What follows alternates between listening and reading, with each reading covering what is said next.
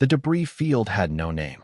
It did not appear on any human chart, any conclave, map, or any navigation system belonging to the 9 known spacefaring species. It simply existed 3 weeks past the outer rim boundary, silent and enormous, like a graveyard that had forgotten how to be afraid. Dara Holt was the first one to see it on the scan screen. She did not say anything dramatic. She set down her water flask, leaned forward in her seat, and stared at the numbers for a long time. Then she called Sten into the cockpit and pointed at the screen without a word.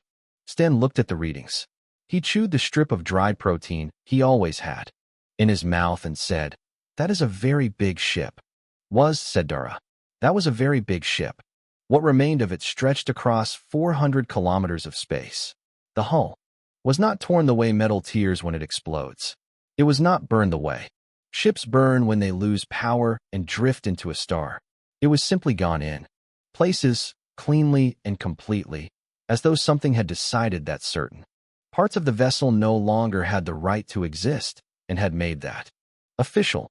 The sections that remained floated in perfect stillness.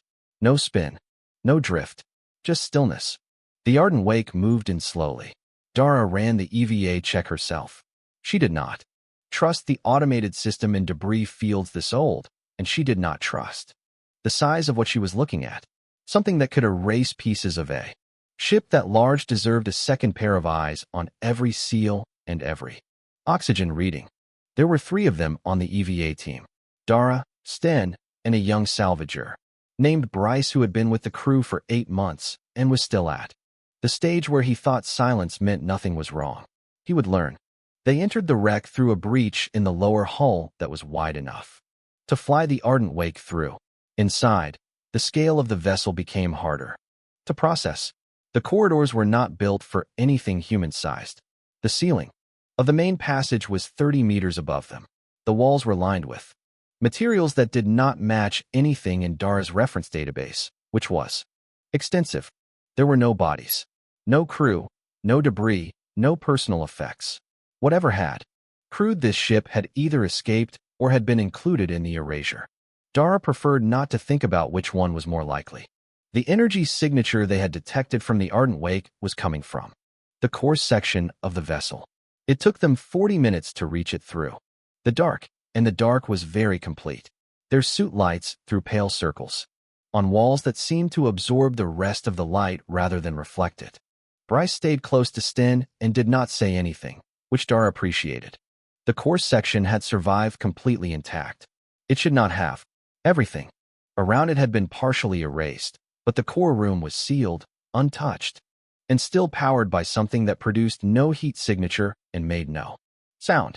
The door opened when Dara's hand came within a meter of it, which she did not love, but she stepped through anyway. The room was bare except for a single containment sphere floating at chest height in the exact center of the space. It was the size of a closed fist. It was the color of nothing in particular. It hummed at a frequency that Dara felt in her back teeth rather than heard with her ears. Sten reached out and picked it up. Dara's first instinct was to tell him to stop. Her second instinct told her it was already done. Her third instinct, which arrived very quickly after the second, noted that nothing had exploded, which was the standard by which she measured acceptable outcomes in unknown environments. The sphere sat in Sten's gloved hand and hummed. That was all. Put it in the kit bag, said Dara. Already done, said Sten. They were halfway back to the ardent wake when the 3 ships arrived. They did not come from any direction Dara had been watching. They dropped out of faster-than-light travel at close range simultaneously, which was either a very practiced maneuver or something beyond practiced, and they positioned themselves in a loose triangle formation around the ardent wake's position. None of them matched any ship design in Dara's reference database, which, as established, was extensive. The broadcast came across every frequency the ardent wake could receive in 17 languages, including 2 that humans had not yet officially been introduced to. Dara's translation system caught enough of it to be certain about the meaning. 2 words. Put it back. Dara opened the channel to Sten. How fast can you get to the ship? Faster than I was planning to, said Sten. Do that, said Dara. The ardent wake was in FTL transit 40 seconds later. The jump coordinates Dara punched in were not precise. Precise had stopped being the priority the moment 3 ships with unknown weapons appeared and made a request that Dara had no intention of honoring. In the kit bag, in the storage locker behind the cockpit, the sphere glowed. A color that had no name in any human language and hummed to itself quietly. And waited. In the cockpit, Dara stared at the FTL countdown and did not think about the clean, precise holes in that enormous dead ship and how whatever had made them had clearly not been trying very hard. She thought about it a little bit, though. The first call came from the Velhari Collective, which had not voluntarily initiated contact with humans in 11 years, not since the border incident. That both sides still argued about the details of. The second call came from the Dren Assembly. The third came from a civilization humans had only made formal contact with 14 months ago and had not yet finished naming in the translation database. By the time Outpost Caden 9 logged the 7th incoming channel, the duty officer stopped logging them individually and simply wrote, "Everyone." Ambassador Rail-san received the emergency briefing while still on the transit shuttle to Caden 9. He read the full report twice.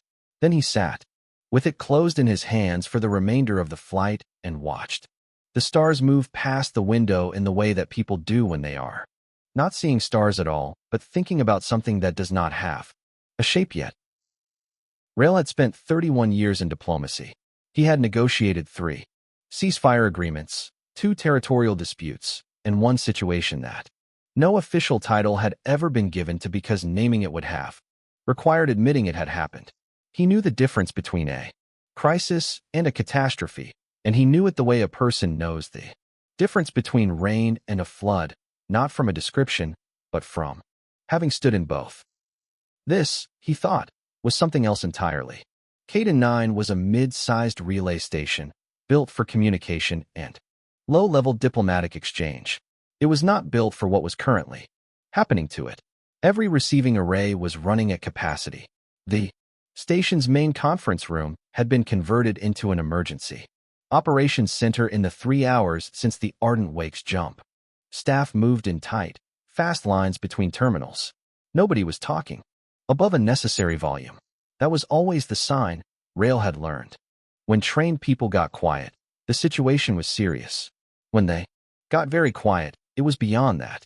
Dara Holt's face appeared on the secure channel before Rail had reached his desk.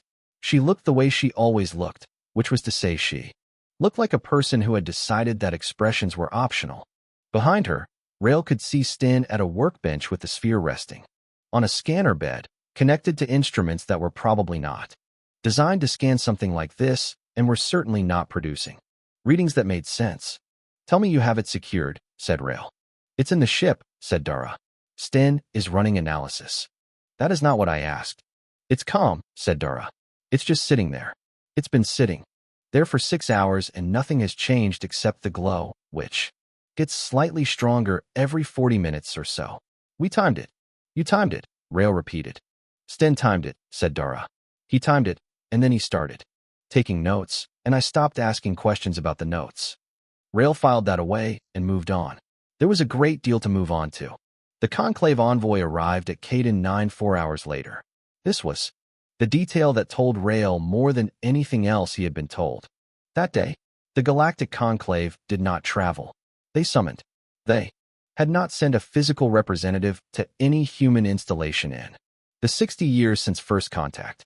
The fact that Voshin arrived in person on a conclave vessel of a class that Rail recognized as reserved for situations the conclave classified above emergency meant that whatever this was, it sat above emergency. Voshin was old in a way that human concepts of old did not cover well. The translation system rendered the conclave's speech in a voice that always sounded faintly like it was correcting you. Voshin moved slowly and said nothing until it was seated across from Rail in the conference room with the doors closed and the signal blockers active. Then it said, "The object is called the Ardent Core. It is the last functional component of a weapon built by the Sharth civilization, which existed before any currently living species had achieved space travel. The weapon was used once, 10,000 years ago. The target civilization does not exist. It did not retreat. It was not defeated. It does not exist in any form. The Shareth used the core once, and then they too disappeared. Nobody knows which of those two events caused the other. Rail kept his face very still, and the core has been sitting in that dead ship since then. Contained, said Voshin. Or so we believed. And now a human picked it up, and it turned on. Yes. Why?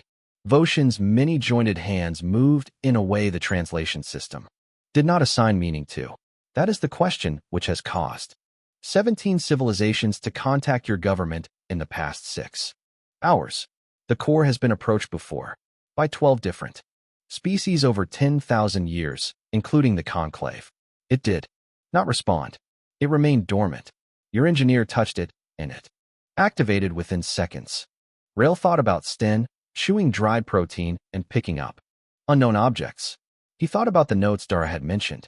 What does the conclave want? He asked. We want you to give it to us, said Voshin, for permanent containment. Before something happens that cannot be corrected. Rail nodded slowly. He poured water into 2 cups out of habit and pushed one toward Voshin, who did not drink it, and held his own without drinking it either. One question, said Rail. The conclave has known where the core was for 10,000 years. You had 10,000 years to move it somewhere safer than a derelict warship in open space. Why didn't you?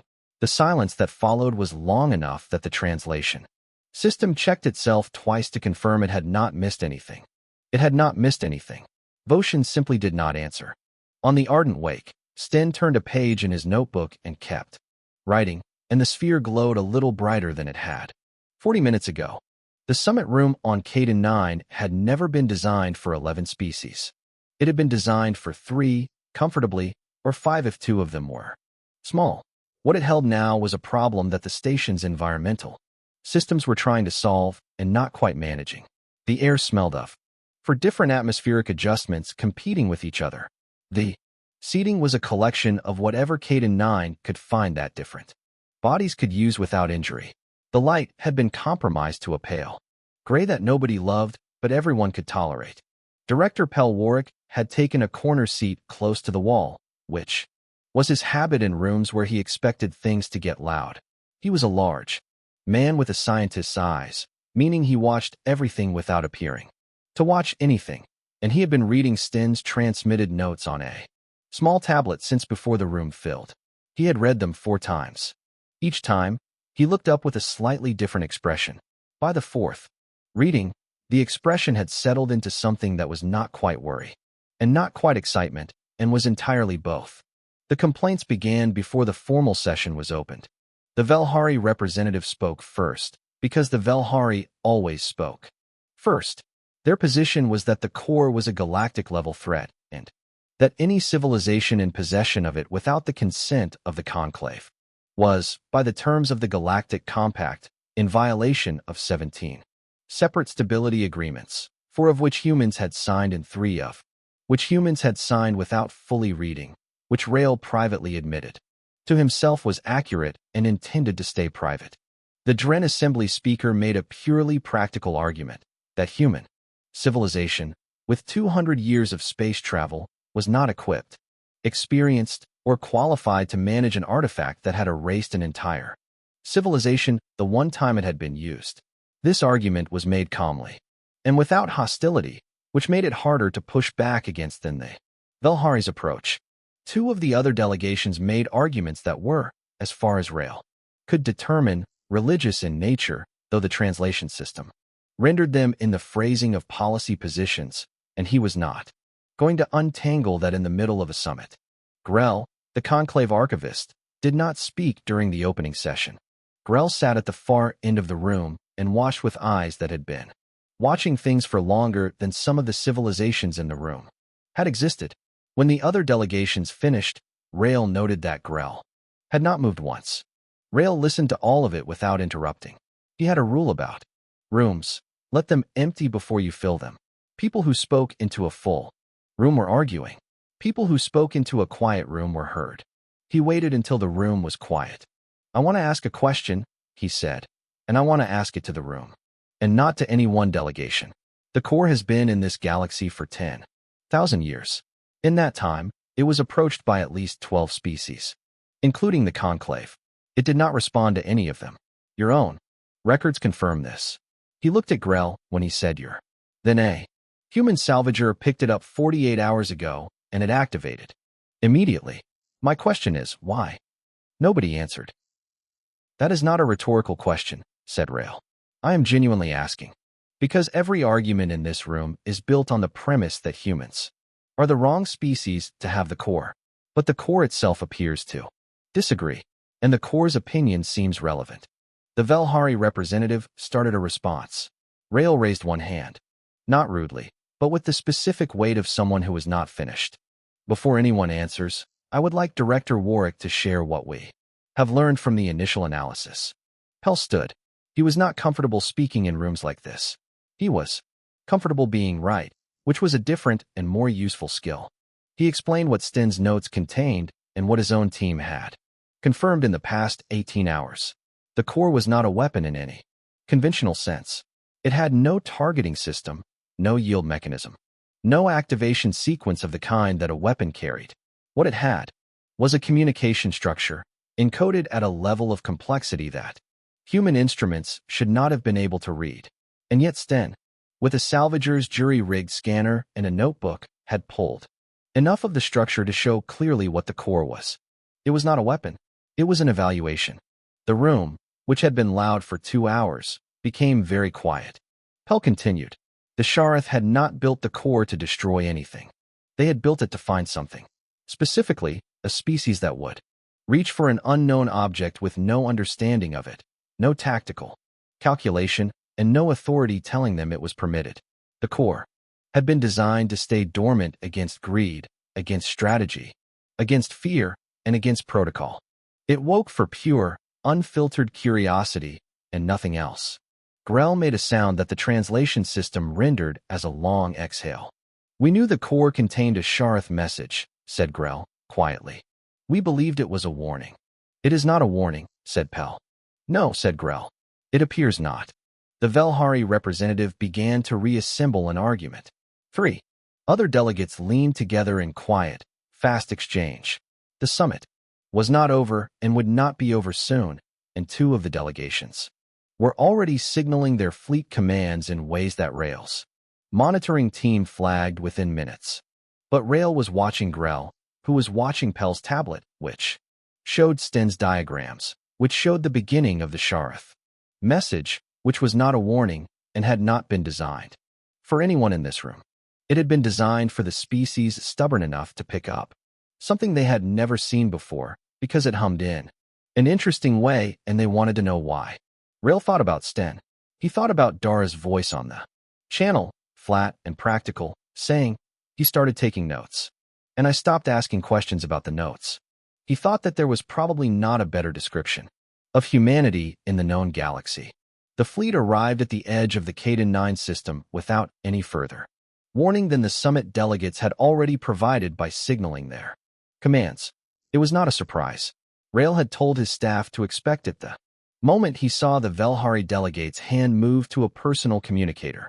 During Pell's presentation, in diplomatic rooms, the moment someone stops listening to the argument and starts making other arrangements, you have roughly 4 hours before those arrangements become visible. It took 3.5. 162 warships, 9 civilizations represented in the formation, which was itself a historical event, because getting 9 galactic civilizations to agree on a lunch order would have been harder than assembling this fleet. Getting them to point the same direction took something very specific, a common fear. Fleet Commander Doss Haley looked at the sensor display from the Confederation defense line and said nothing for a long moment. Then he said, "Count again." His sensor officer counted again and confirmed the number. Haley nodded once and began composing his report to Rail with the measured pace of someone who was not going to let the size of a number change the way he worked. The Confederation response force was 41 ships. Everyone in both fleets could do the arithmetic. Haley opened a direct channel to the Coalition Fleet Commander, a conclave admiral named Vel, whose title translated roughly to Final Authority of Last Resort, which Haley found instructive. Vel's image on the channel showed a being of obvious age and obvious patience, the kind of patience that came from having outlasted previous problems. Haley recognized that. Look, he had seen it on old soldiers who had stopped believing that the next fight would be the last one. Vel delivered the coalition's position plainly. Surrender the core within 6 hours. No conditions. No negotiation. The coalition was not, Vel emphasized, interested in harming human lives or damaging human infrastructure. They were interested only in the object and in ensuring it did not remain in the hands of a species too young to understand the weight of what they held. Haley listened to all of it. He was quiet for 3 seconds after Vel finished, which in communication terms was long enough to be noticeable.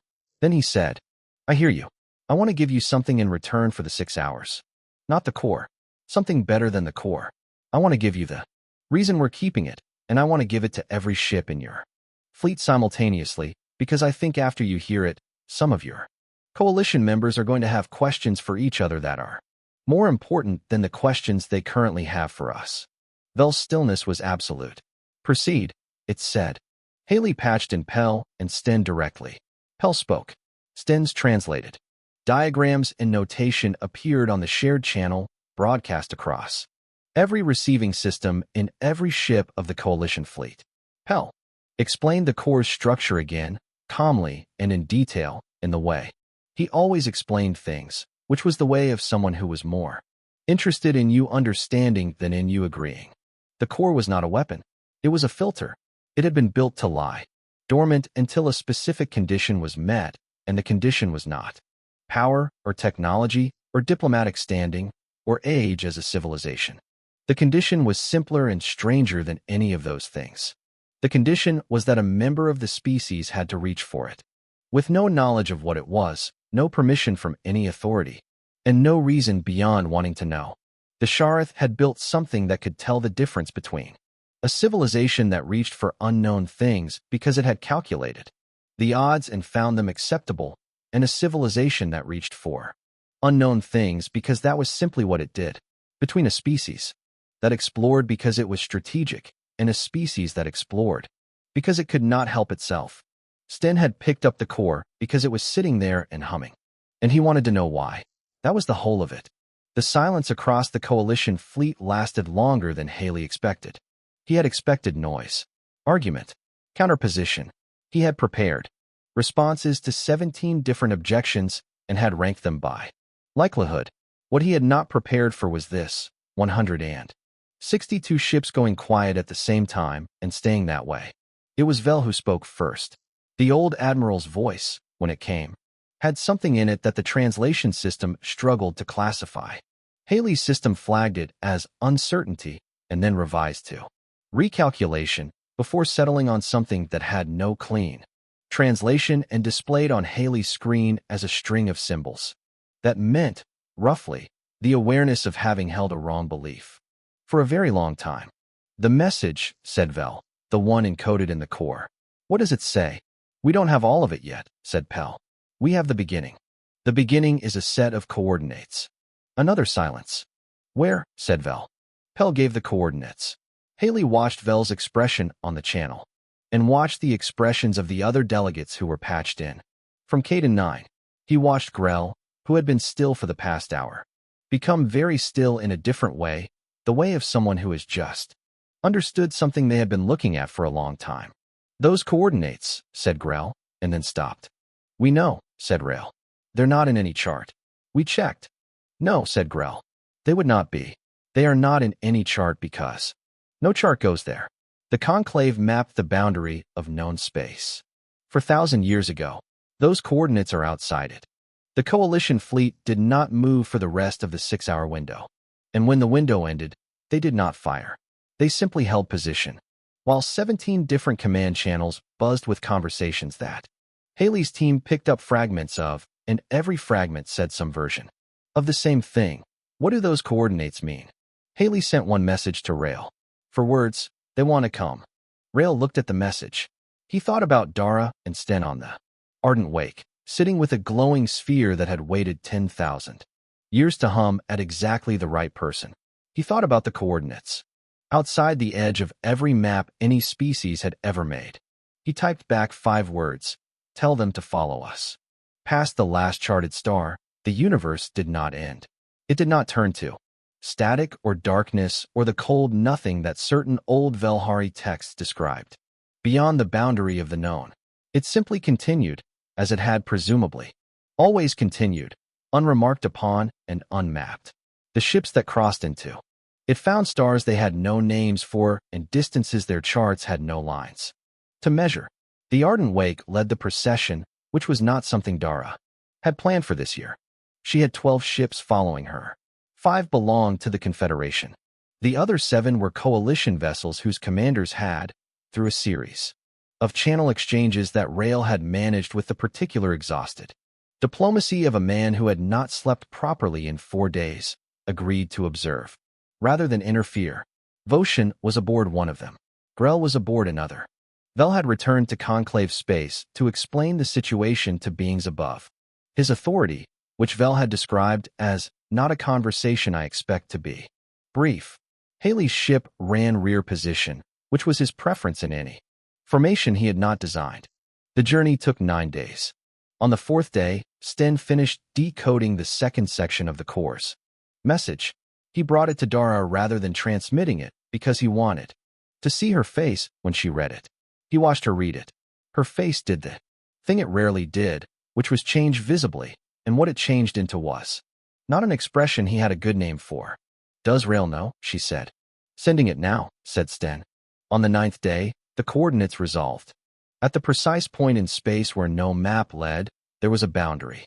It was not visible to the naked eye and not visible on most standard scans. What it looked like on the instruments that could detect it was a seam. Very clean and very deliberate, like the edge of something large that had been neatly folded. Pell's team worked on it for 6 hours and concluded that the boundary was constructed, not natural, that it had been in place for at minimum 10,000 years, and that it was stable, in the way that only intentional things are stable. The core began to glow differently when the ardent wake reached within 50 kilometers of the boundary. Not brighter, differently.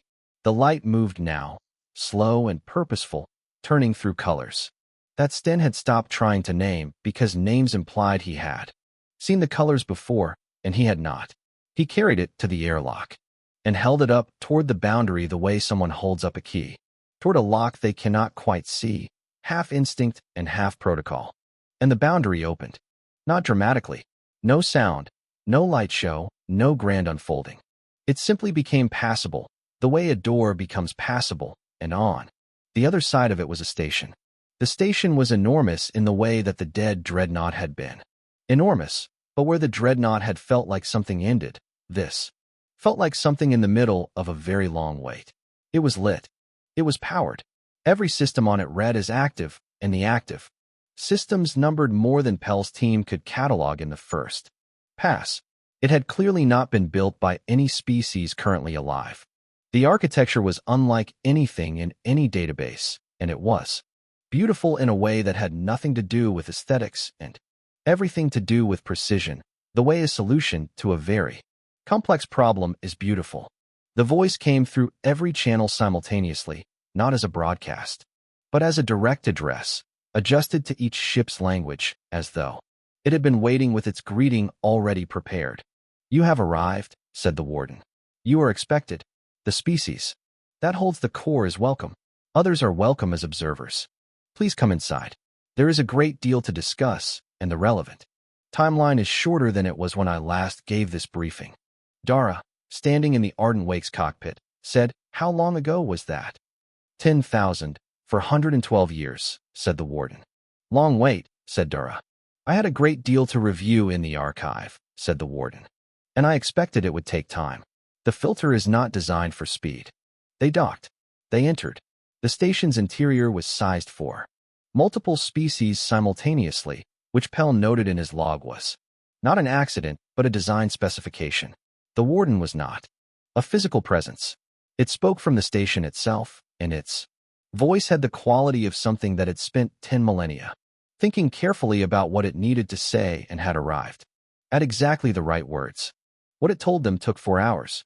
Grell sat through all 4 hours, without moving. Voshin, who Rael had not seen express anything, resembling visible emotion in all their interactions, placed both sets of its hands flat on the table at the 90-minute mark and left them there. Haley took notes. Pell took notes faster than Haley and covered more ground. The short version, which the warden itself provided at the end for clarity, was this: the known galaxy existed inside a structure. The structure was not natural. It had been built the way that a station was built, by something the warden's own records did not identify clearly, and it had a cycle. The cycle was long. The last time the cycle completed, there had been no civilization prepared to manage the transition, and the transition had been difficult in ways the warden described with careful, clinical language that still managed to convey an immense and settled grief. The Shareth had discovered this. They had built the core to find whoever would be ready for the next cycle. Then they had gone through the station to wherever the cycle led and left the warden behind to wait and brief and begin the preparation with whichever species the core chose. The next cycle began in approximately 200 years. Dara sat with that for a moment. Then she said, "What did the last one look like when it went wrong?" The warden told her. Grell made a sound that no translation system had a category for. Dara nodded slowly. "Right," she said. "So we need to get started." Rael looked across the table at Voshin. Voshin looked back.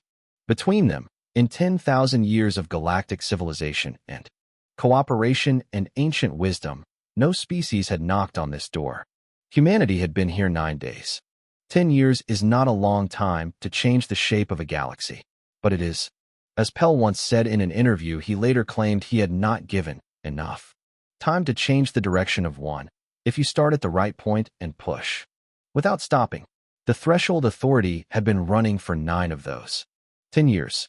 In that time, it had grown from a 12-ship joint expedition into the largest coordinated effort in recorded galactic history, with stations at the boundary, offices on 37 worlds, and a staff that contained more species than had ever worked together inside a single organizational structure.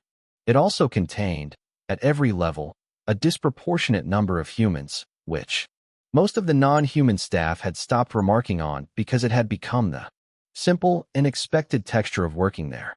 Dara ran the field division. She had been offered the directorship twice and had declined it twice, and when Rael asked her why, she said that she was better at going places than at managing people who went places, and that there was still a great deal of going to be done. This was true. The Warden's archive contained information about the structural cycle that took a team of 400 researchers more than 6 years just to catalog, and every month of cataloging opened new questions that required new expeditions that Dara ran with the same flat efficiency she had brought to salvage work, except that now people brought her briefings instead of scanner readouts, and she had a staff of 300 instead of 2. Sten had 12 patents. He had not intended to have 12 patents. He had been doing the work because the work was interesting, and each time someone pointed out that what he had produced was a new thing that changed an existing field significantly, he responded with mild surprise and then went back to whatever he had been reading. The 12th patent had come from a casual note in the margins of a Shareth technical translation that he had annotated while waiting for a scan to finish. The annotation became a paper. The paper became a prototype. The prototype was now installed in 40% of Confederation deep space vessels and had reduced navigation error at extreme range by a number that the engineering community kept citing as impossible and then verifying. Pell had not taken a full day of rest in 10 years and appeared to require none. He was the primary human liaison to the Warden, which meant he spent most of his time in the boundary station being told things that rewrote his understanding of physics and writing it all down as fast as he could. He was happy in the specific way of someone who no longer has to look for things to be interested in because the world has agreed to keep producing them faster than he can process them. Rael gave the address at the first Galactic Preparation Assembly 10 years after the Ardent Wake had jumped away from 3 unknown ships with a glowing sphere in a kit bag. He had written and rewritten it 11 times. The final version was shorter than the first by half. He stood in front of 47 civilizations and spoke plainly. He said that the galaxy had spent 10,000 years being very wise about the core. That wisdom had looked like caution, and caution had looked like distance, and distance had looked like safety. And for 10,000 years, nothing bad had happened, which had seemed like evidence that the approach was correct. He said that the galaxy had also spent 10,000 years not being ready for what was coming, that the Shareth had known this was a possible outcome, that the core existed because the Shareth had hoped, without any certainty, that somewhere in the population of civilizations that would come and go and grow, there would be one that moved differently, not smarter, not more powerful, just differently, one that saw something it did not understand and could not leave it alone. He said that humanity had not known any of this when Sten picked up the core. Sten had picked it up because it was there and it hummed, and he wanted to know why. That was the only reason. There had been no strategy, no plan, no moment of civilizational greatness. There had been a person and an object, and curiosity that had nowhere to be except forward. He said that the galaxy was now 200 years from something that, if they were not prepared, would be very hard. And then he said that they would be prepared, and he said it without decoration, as a statement of fact about what 47 civilizations working together inside a structure the Shareth had left for exactly this purpose were going to accomplish, and most of the room believed him, which was more than he had expected. The assembly ended. The delegates moved through the hall in the slow, clustered way of people with a great deal to discuss. Rail stood at the edge of the room and watched. A figure crossed the floor toward Dara, who was standing near the far wall, with a cup of something and the expression she always had, which was the expression of someone reserving judgment. The figure was Shareth, the first Shareth to appear publicly in recorded history, which was a detail that had generated 3 months of preparation and 14 briefing documents and had been the subject of more interspecies communication than almost any other event in the past 10 years. The Shareth crossed a room full of historic figures and stopped in front of Dara Holt. Dara looked at it. It looked at her. Around them, 47 civilizations held, very carefully still. You picked it up, said the Shareth. Dara considered it. It looked interesting, she said. The Shareth was quiet for a moment. Then it made a sound that the translation system, after a pause, labeled as laughter. Not the polite laughter of a diplomatic exchange. Real laughter, the kind that comes from something landing exactly right after a very long time of waiting for it to land. Yes, said the Shareth. That was the point. Rail, watching from across the room, allowed himself a small smile. He thought about the summit room on Caden 9, about every civilization in the galaxy united in the position that humanity was too young and too reckless and too new to hold something that old and that important. He thought about Sten's notes, and Pell going pale, and 162 warships going quiet all at once. He thought about what the Shareth had spent 10,000 years looking for. Not the strongest species, not the oldest, not the most careful, the one that could not leave something alone simply because it was unknown. The most dangerous thing in the galaxy had never been the core. It had always been the species that could not walk past a closed door without wanting to know what was on the other side. The Shareth had just needed to wait until one of them knocked.